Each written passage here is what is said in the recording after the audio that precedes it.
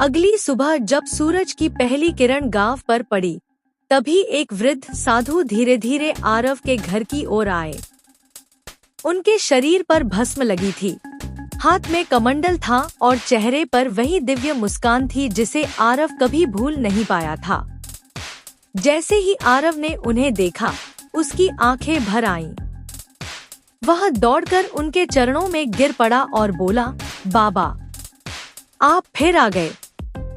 साधु ने उसके सिर पर हाथ फेरते हुए कहा, बेटा, तुम्हारी परीक्षा पूरी हो गई। तुमने धन पाकर घमंड नहीं किया, बल्कि उसे लोगों की सेवा में लगाया।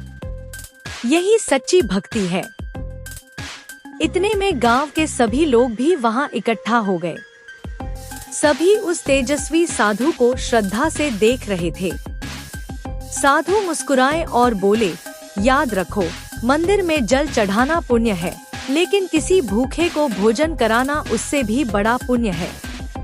किसी रोते हुए इंसान के आंसू पोंछना ही सबसे बड़ी पूजा है। इतना कहते ही अचानक चारों ओर दिव्य प्रकाश फैल गया। मंदिर की घंटियां अपने आप बजने लगी। आकाश से पुष्प बरसने लगे। कुछ क्षणों के लिए सभी गांव वालों ने देखा कि उस साधु का स्वरूप बदल रहा है।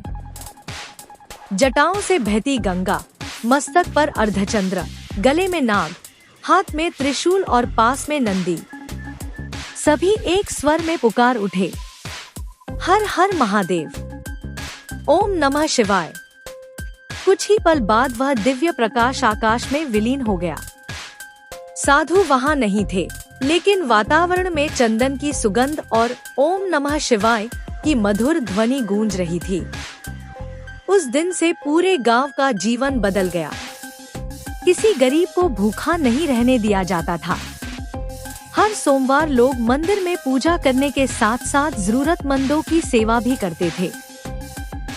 आरव ने अपना पूरा जीवन भगवान भोलेनाथ की बताई राह पर चलकर लोगों की मदद करने में लगा दिया।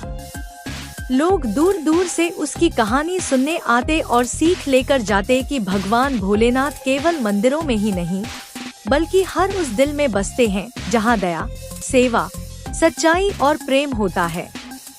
कहानी की सीख, सच्ची भक्ति केवल पूजा पाठ में नहीं, बल्कि दया, सेवा, ईमानदारी और निस्वार्थ प्रेम में है।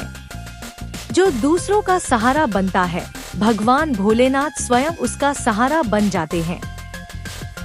अगर इस कहानी ने आपके हृदय को छुआ हो, तो वीडियो को लाइक करें, चैनल को सब्सक्राइब करें और कमेंट में पूरे विश्वास के साथ लिखें, हर हर महादेव।